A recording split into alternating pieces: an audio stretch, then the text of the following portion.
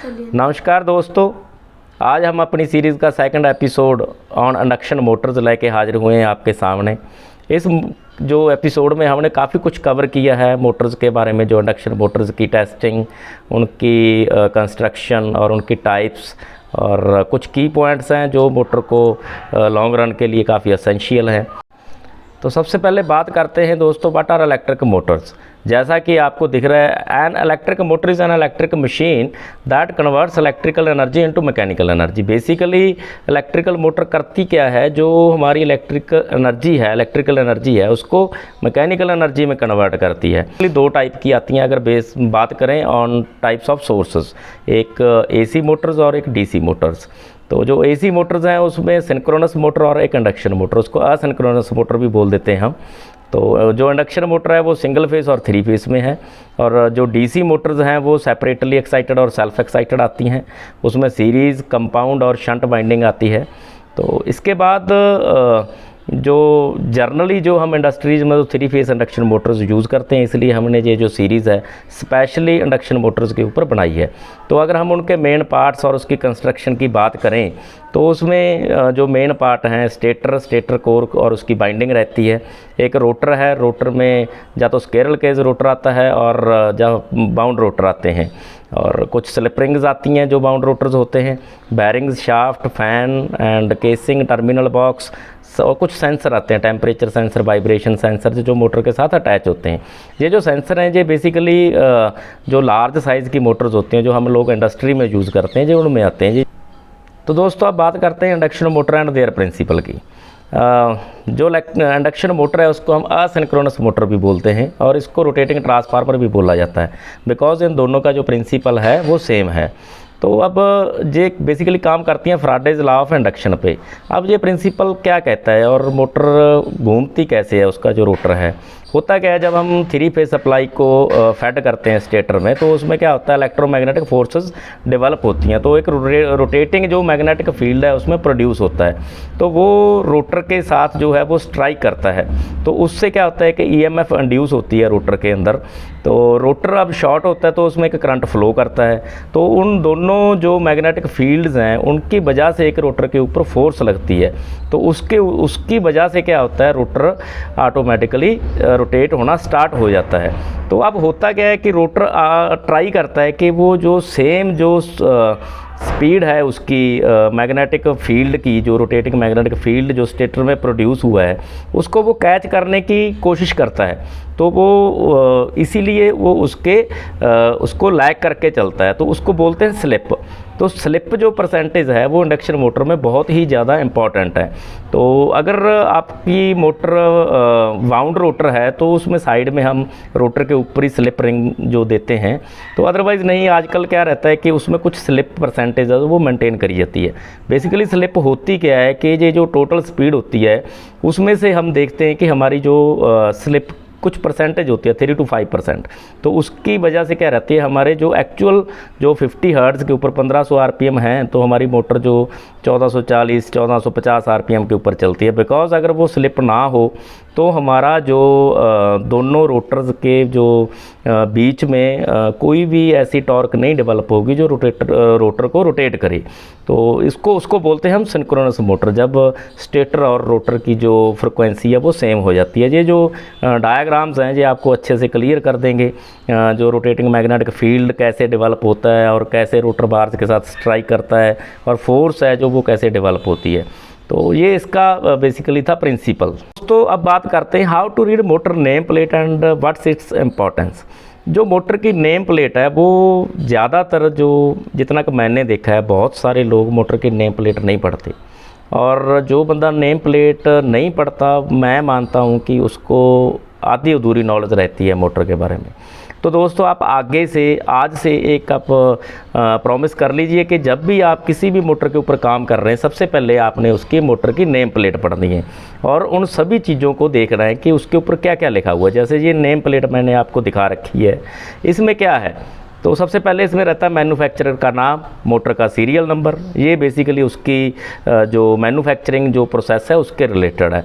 उसके बाद एक आईईसी और कुछ निम्मा के जो स्टैंडर्ड्स हैं वो उसके ऊपर मार्क रहते हैं, तो ये इंटरनेशनल कुछ स्टैंडर्ड्स हैं। तो उसके बाद रहता है frame size. Frame size basically एक काफ़ी इम्पॉर्टेंट मोटर का जो डायमेंशनल जो साइज़ हैं वो हैं।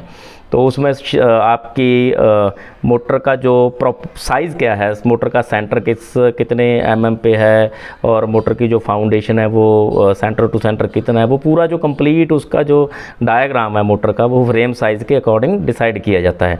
तो उसके बाद उसकी किलोवाट और एचपी में रेटिंग रहेगी, आरपीएम रहेंगे कि मोटर की फुल स्पीड कितनी है, उसका फुल लोड एम्पियर्स कितना है, और इंसुलेशन क्लास रहेगी। इंसुलेशन क्लास जैसे ए, बी, एफ और एच, तो ये सभी जो इंसुलेशन क्लासेस हैं इनके अकॉर्डिंग ही सभी जो टेम्परेचर जो मोटर किस हद तक जो टेम्परेचर है वो ले सकती है।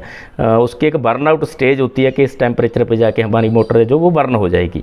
तो बेसिकली ये जो इंसुलेशन क्लास है ये बहुत इंपॉर्टेंट है। तो इसके अकॉर्डिंग ही जब रीबाइंडिंग वगैरह करते हैं तो हम वही सेम क्लास का जो मटेरियल है वो यूज़ करते हैं। उसके बाद आता है आईई क्लास, एक रहती है जो बेसिकली एफिशिएंसी के स्टैंडर्ड्स हैं, उसकी मोटर की एफिशिएंसी कितनी है। आजकल काफ़ी IE4 तक मोटर्स आ रही हैं जिनकी 97-96% के आसपास एफिशिएंसी है। तो इन सभी क्लासेस की अलग अलग एफिशिएंसी रहती है।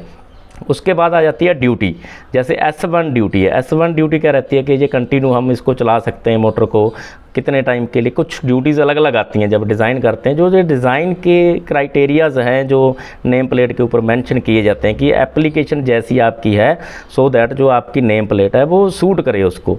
उसके बाद कनेक्शन डायग्राम है, स्टार में चलेगी, डेल्टा में चलेगी, स्टार डेल्टा है। और उसके बाद आ जाता है आईपी। अब इसके ऊपर हम एक विशेष वीडियो बनाएंगे। तो आईपी एक रेटिंग रहती है कि मोटर कैसे एनवायरनमेंट में चल सकती है, इसके ऊपर डस्ट और डर्ट और वाटर से कितनी की प्रोटेक्शन है।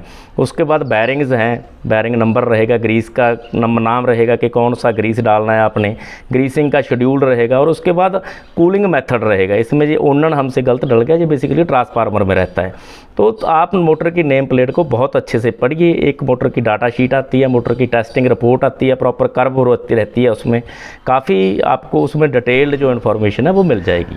दोस्तों अभी हम कुछ टिप्स साझी कर रहे हैं आपके साथ जो मोटर को लॉन्ग रन के लिए बहुत ज़रूरी है। आपने कैसे अपनी मोटर को मेंटेन करना है एक हेल्दी पोजीशन में। तो सबसे पहला काम ये है कि जो भी आपकी मोटर है सबसे पहले वो एक करेक्ट साइज़ होना चाहिए उसका, but as per the load. ऐसा नहीं कि आपने कोई मोटर जहाँ पे 3 किलोवाट की लगनी थी वहाँ पे 1 किलोवाट की लगा रखी है, जहाँ पे 10 की लगनी थी वहाँ पे 5 की लगा रखी है। वो आज नहीं कल वो बर्नआउट तो होगी ही होगी। तो उसका जो साइजिंग है वो बहुत मैटर करता है। तो सेकंड क्या है, आपने उसमें जो इंस्टॉलेशंस हैं तो आपने उसमें 3 चीज़ें एक चेक करनी है कि वो वाइब्रेशन जो है मोटर की वो साउंड रहे। मतलब उसका जो फाउंडेशन है, उसके जो फाउंडेशन बोल्ट हैं, जो मोटर के साथ जो लोड अटैच्ड है, कहीं उसमें तो कोई वाइब्रेशन नहीं है। और उसका जो शाफ्ट अलाइनमेंट है लोड के साथ वो अच्छा होना चाहिए, उसमें कोई मिस अलाइनमेंट नहीं होना चाहिए।